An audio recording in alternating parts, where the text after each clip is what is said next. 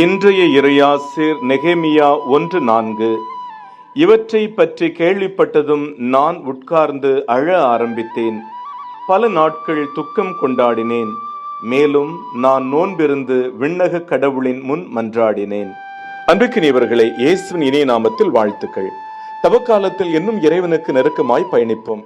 எருசலேம், அதாவது கடவுளின் நகர், மனிதர்களால் பாதிப்புக்குள்ளாவதை தாங்க முடியாமல் நெகேமியா இறைவாக்கினர் அழுகிறார், நோன்பிருந்து ஜெபிக்கிறார்.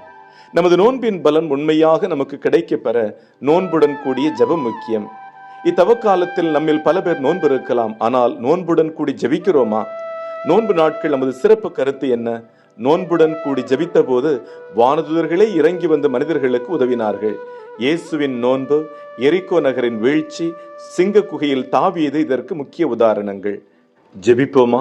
அன்பிறைவா, நான் ஜெபத்துடன் கூடிய நோன்பிருக்கும் போது நீர் வானதூதரை அனுப்பி எனக்காக போரிடச் செய்கிறீர் என்பதை உணர்த்தியமைக்கு நன்றி. நான் ஜெபத்துடன் கூடிய நோன்பிருக்க என்னை வழிநடத்தும். எல்லாம் வல்ல இறைவன், தந்தை, மகன், தூய ஆவியானவர் இந்த நாள் முழுவதும் உங்களை ஆசிர்வதித்து பாதுகாத்து வழி நடத்துவாராக. ஆமேன்.